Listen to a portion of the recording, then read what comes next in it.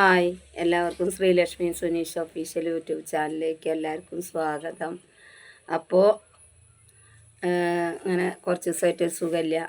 കണ്ണിനൊക്കെ ഇതുപോലെ കണ്ണിന്ന് വെള്ളം വന്ന് ഈ കണ്ണിന് നല്ല നീർക്കെട്ടുണ്ട്. കണ്ണും കൊണ്ട് സുഖമില്ലാതൊക്കെയാണ്. അപ്പോൾ ഞാനിന്ന് ഞായറാഴ്ചയാണ്. അപ്പോൾ ഇന്ന് തിരുമാതാകുന്നിൽ പോയി വഴിപാടൊക്കെ കഴിച്ചു പോന്നു. അപ്പോൾ വന്നിട്ടേ ഉള്ളൂ. അപ്പോൾ അതാ ചായ ഇട്ട് കുടിക്കുകയാണ്. ഞങ്ങൾ ചായ ഒന്നും കുടിക്കാതെയാണ് അമ്പലത്തേക്ക് പോയത്. കാരണം നമ്മൾ ചായ ഒന്നും കുടിക്കാൻ പറ്റും. രാവിലെ അമ്പലത്തേക്ക് പോണ സമയത്ത് ചായ ഒന്നും കുടിക്കാൻ പാടില്ല. നമ്മൾ ചായ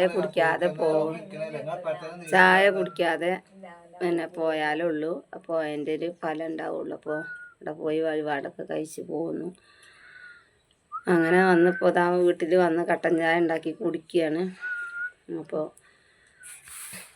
ഞാൻ ഇന്നലെ പോന്നപ്പോൾ ഇത് വാങ്ങിയിട്ടുണ്ടായിരുന്നു, പക്കവട. അപ്പോൾ പക്കവട ഇതാക്കണം, അതൊക്കെ എല്ലാവർക്കും കൊടുത്ത് ചായ അമ്പലത്തിലെ പ്രസാദമാണ്. ഇതാ അമ്മയുണ്ട്, അമ്മ ഉണ്ട്, മുരളിയുണ്ട്. അപ്പോൾ എല്ലാവരും ചായ കുടിച്ചുകൊണ്ടിരിക്കുകയാണ്. വൈകുന്നേരത്തേക്ക് ചോറ് വെക്കണം. അപ്പോൾ ശ്രീലക്ഷ്മി ഇതാട്ടോ ചായയൊക്കെ കുടിച്ച്, ചായ കുടിക്കലില്ല. എന്നൊരു കുഞ്ഞ് ഇതുണ്ടോ, അമ്മയ്ക്ക് എന്തോ വാങ്ങിയപ്പോൾ കിട്ടിയതാണ് ജ്വല്ലറിന്ന്, ചെറിയൊരു കപ്പ്. അതിൽ ചായ കുടിക്കട്ടോ. എന്താ പറയാനുള്ളത്? അമ്പലത്തിൽ പോയി കിറങ്ങി കുത്തിരിക്കുകയാണ്.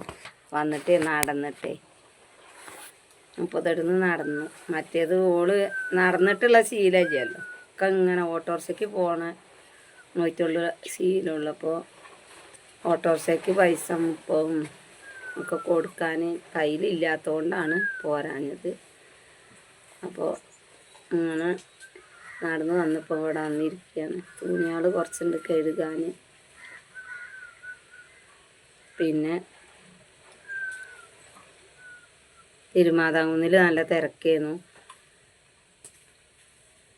ഇതിന് മാസത്തിലെ ലാസ്റ്റ് മംഗല്യ പൂജയാണ് ഇന്ന്. അപ്പോൾ അത് നല്ല തിരക്കുണ്ട്. വർഷത്തിൽ ഒരിക്കൽ നടത്തണത് തോന്നുന്നുണ്ട്. അത് 2ാമത്തെ നില പറഞ്ഞ് അല്ലേ, 2ാമത്തെ മംഗല്യ പൂജയാണ്. അപ്പോൾ പ്രത്യേകിച്ച് കണ്ണൂർ, കാസർഗോഡ്, നീലേശ്വരം, ബാലുശ്ശേരി അവിടേക്കുള്ള ആൾക്കാർ, ഒരുപാട് ആൾക്കാർ, നല്ല തിരക്കാണ്. പ്രസാദ കൂട്ടിനൊന്നും ഞങ്ങൾ നിന്നിട്ടില്ല. കാരണം എനിക്ക് അവിടെ കുറേ നേരം നിൽക്കാൻ വയ്യാത്തതുകൊണ്ട് പോകുന്നു കേട്ടോ. അത് കണ്ണുകൊണ്ട് വയ്യാത്തതുകൊണ്ട് അങ്ങനെ പോകുന്നു. അപ്പോൾ ഇവിടെ വന്നതാ കട്ടൻ ചായ ഉണ്ടാക്കി കുടിച്ചു. തുണിയാളുണ്ട് സോപ്പും പൊടിയിൽ ഇട്ട് വെച്ചിട്ട് അതെങ്ങനെയാണ് കഴുകിയെടുക്കണം. അപ്പോൾ പിന്നെ ഞങ്ങൾ ചാനൽ കാണാത്തവരുണ്ടെങ്കിൽ ചാനൽ കാണുക, സബ്സ്ക്രൈബ് ചെയ്യുക, ബെല്ലൈക്കണൊക്കെ അടിച്ച് പൊട്ടിക്കുക. അപ്പോൾ ശ്രീലക്ഷ്മി കുറേ ദിവസമായി ഒക്കെ എന്തെങ്കിലും പരിപാടിക്കൊക്കെ ഇടാൻ പറ്റണ അങ്ങനത്തെ പിന്നെ ഇത് എന്താ പറയുക, അങ്ങനെ നെക്ലേസ് പോലെ ഇടൂലേ ഈ തിരുവാതിരക്കളി അതുപോലെ ഡാൻസൊക്കെ വരുമ്പോൾ. അപ്പോൾ അതെന്നും ഞങ്ങൾ വാടകയ്ക്ക് എടുക്കലാണ്. അപ്പോൾ ഒന്ന് ഞാൻ തിരുമാതാകുന്നിന്ന് ഇതിന് 50 ഉറുപ്പ്യേ ഉള്ളൂ കേട്ടോ. അതിൻ്റെ വേറെയും കളറുകളൊക്കെ ഉണ്ട്. ശരിക്കും പിടിച്ച് കാണിച്ചു കൊടുത്താൽ അപ്പോൾ 50 ഉറുപ്പ്യാണ്. അപ്പോൾ എന്തിനും വാടക കൊടുത്തെടുക്കണം. അപ്പോൾ ഞാനൊരു 50 ഉറുപ്പ്യ കൊടുത്തൊരു മാല വാങ്ങിക്കൊടുത്തു. പിന്നെ അതിക്ക് ഒരു കമ്മലും വാങ്ങിക്കൊടുത്തു. ഇതൊക്കെ വാടക കൊടുത്തെടുക്കലാണ് ഡാൻസിൻ്റെ പരിപാടി വരുമ്പോൾ. അപ്പം അത് എപ്പോഴും വാടക കൊടുക്കാൻ കഴിയില്ല. അപ്പോൾ അതുകൊണ്ട് ഒരെണ്ണം വാങ്ങി വെച്ചു, കുറഞ്ഞ വിലയുള്ളൂ. അപ്പോൾ അത് വാങ്ങി വെച്ചു. അതുകൊണ്ട് ഇനി അത് വാടകയ്ക്ക് വാങ്ങിക്കണം. മറ്റേ ഒക്കെ വാടകയ്ക്ക് വാങ്ങണം.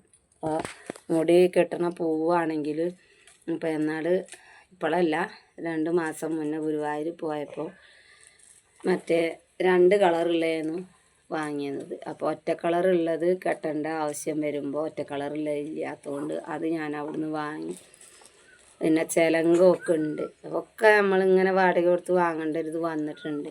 എന്ത് പഠിച്ചിട്ടും കാര്യമില്ലല്ലോ. അതൊക്കെ അതിൻ്റെ കാര്യങ്ങൾ മുന്നോട്ട് കൊണ്ടുപോകണമെങ്കിൽ പൈസയ്ക്ക് നല്ല ചിലവ് തന്നെയാണ്. അപ്പോൾ ജീവിതത്തിലൊരാഗ്രഹം ഓട്ടംതുള്ളൽ പഠിക്കണം. അത് ഇതുപോലെ എൻ്റെ ഒരാഗ്രഹമാണ്.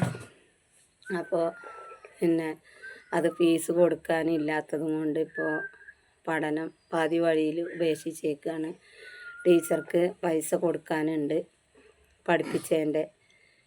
പോയിട്ട് ഇതുവരെ ടീച്ചർക്ക് പൈസ കൊടുത്തിട്ടില്ല.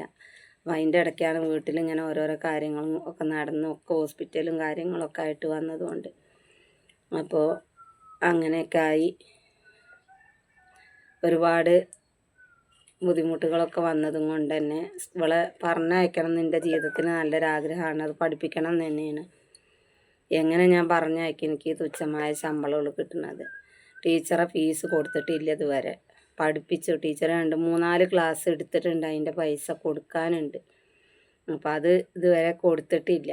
ദക്ഷിണ കൊടുത്ത് തുടങ്ങിയെങ്കിലും ടീച്ചർ പറഞ്ഞിരുന്നു അത് കുട്ടീനെ മുന്നോട്ട് കൊണ്ടുപോകണം. അപ്പം അതിന് നല്ല ടാലൻ്റ് ഉണ്ട്. ഒരിക്കലും ഇതിൻ്റെ പഠനം ഒഴിപ്പിക്കരുതെന്നൊക്കെ പറഞ്ഞതാണ്. അപ്പോൾ ടീച്ചർക്ക് എന്നോട് എന്തെങ്കിലും ഈറുണ്ടോയെന്ന് അറിയില്ല. കാരണം ടീച്ചറെ ഫീസ് കൊടുക്കാൻ മറന്നതല്ല. എൻ്റെ ഒരു സാഹചര്യം ഇങ്ങനെ ആയതുകൊണ്ട് എനിക്ക് എല്ലാ ബുദ്ധിമുട്ടുകളും കൂടി വന്ന് ഒരു കാര്യത്തിനും പൈസ ഇല്ലാത്തൊരവസ്ഥ വന്നു. ഞാൻ എൻ്റെ കഴുത്തിലുണ്ടായിരുന്ന താലിമാല വരെ കൊടുത്തിട്ടുണ്ട്. അപ്പോൾ എന്നിട്ടും നമ്മൾ മുന്നോട്ട് പോകാത്തൊരു ഘട്ടമാണ് എനിക്ക് വന്നിട്ടുള്ളത്. ഞാനങ്ങനെ ഒരു ജീവിതമാണ് എൻ്റെത്. ഇപ്പോൾ ടീച്ചർക്ക് ഫീസ് കൊടുക്കാത്തതിന് ടീച്ചർ എന്നോട് എന്താ പറയുക, ടീച്ചർക്ക് എന്നോട് എന്തെങ്കിലും ഈറുണ്ടോ എന്തോന്നും അറിയില്ല. ഞാൻ എന്തെങ്കിലും കാണിച്ചിട്ട് ടീച്ചർക്ക് കൊടുക്കാനുള്ള ഫീസ് കൊടുത്തിട്ട് ഇവളെ പഠനം മുന്നോട്ട് കൊണ്ടുപോകണം തന്നെയാണ് എൻ്റെ ആഗ്രഹം. എനിക്ക് പണിയെടുത്താൽ കിട്ടണതുകൊണ്ട് കഴിയാഞ്ഞിട്ടല്ല, എനിക്ക് എല്ലാ പ്രാരാബ്ദവും കൂടിയായിട്ട് കഴിയണില്ല. അപ്പോൾ ടീച്ചർക്ക് ആ പൈസ കൊടുക്കാത്തതിൻ്റെ ഒരു ടെൻഷൻ എനിക്കുണ്ട്. കണ്ണും കൊണ്ട് വയ്യ. അപ്പോൾ കണ്ണും കൊണ്ട് വയ്യാത്തതിനിപ്പോൾ പൈസ ഇല്ലാഞ്ഞിട്ടാണ് പോവാത്തത്. കണ്ണടേൻ്റെ ഗ്ലാസ്സും ഇതൊക്കെ മാറ്റി ഡോക്ടറെ കാണിക്കണമെങ്കിൽ 10-15,000 റുപ്യേൻ്റെ ചിലവുണ്ട്. അപ്പോൾ അത് കയ്യിലെടുക്കാനില്ലാത്തതുകൊണ്ട് തുള്ളി മരുന്നുണ്ട് താൽക്കാലികമായിട്ട് ഒറ്റിക്കാൻ. അത് ഒറ്റിച്ചിട്ട് ഇങ്ങനെ പോവുകയാണ്. പക്ഷെ എങ്കിലും വീക്കുണ്ട്. വെളിച്ചം കണ്ണിൽ തട്ടാൻ പറ്റൂല. ബസ്സിൻ്റെ ബോർഡുമിക്ക് നോക്കാൻ കഴിയില്ല. കാരണം കണ്ണിൽ വെള്ളം നിറയുകയാണ്. കണ്ണട വയ്ക്കുന്നുണ്ട്. കണ്ണട ഇപ്പോൾ ഞാൻ പോയി വന്ന് ഊരി വെച്ചതാണ്. അടുപ്പിൻ്റെ അടുത്ത് നിൽക്കാൻ കഴിയില്ല. അങ്ങനെ പല ബുദ്ധിമുട്ടുകളും. കണ്ണിൻ്റെ ഉള്ളിൽ നിന്ന് ഇങ്ങനെ വെള്ളം വരും. ചൊറിച്ചിലാണ്, അലർജിയാണെന്നാണ് പറഞ്ഞിട്ടുള്ളത്. പക്ഷെ കണ്ണട ഒരിക്കലും ഒഴിവാക്കാൻ പറ്റൂല. അപ്പോൾ അങ്ങനെയൊക്കെയുള്ള ഓരോരോ പ്രശ്നത്തിലിരിക്കുകയാണ്. വല്ലാത്തൊരു സാഹചര്യത്തിൽ കൂടിയാണ് ഞാൻ പോയിക്കൊണ്ടിരിക്കുന്നത്. അപ്പോൾ ഏറ്റവും വലിയൊരു വിഷമം എന്ന് പറയുന്നത് അത്രയും സന്തോഷമായിട്ട് ടീച്ചറെ അടുത്തേക്ക് ഓട്ടംതുള്ളൽ പഠിക്കാൻ നിന്നിട്ട് ടീച്ചർക്ക് ആ ഒരു ഫീസ് കൊടുക്കാത്തതിൻ്റെ ഒരു സങ്കടം ഒരിക്കലും എനിക്ക് തീർത്താൻ മാറില്ല. എപ്പോഴാണെങ്കിലും ഞാനത് കൊടുക്കും. കാരണം ഞാൻ കൊടുത്തതിന് ശേഷം ഇവളെ പഠനം തുടർന്ന് പോകണം എന്ന് എനിക്ക് നല്ല ആഗ്രഹം തന്നെയാണ്. മുന്നോട്ട് കൊണ്ടുപോകണം. എൻ്റെ ജീവിതത്തിലൊരാഗ്രഹമാണ്. ഞാൻ എവിടെ എത്തിപ്പെട്ടിട്ടില്ല. അപ്പോൾ ഇവളെ എങ്ങനെയെങ്കിലും കരക്ക് എത്തിക്കണം എന്നുള്ളൊരൊറ്റ ഒരു ഇതുണ്ട്.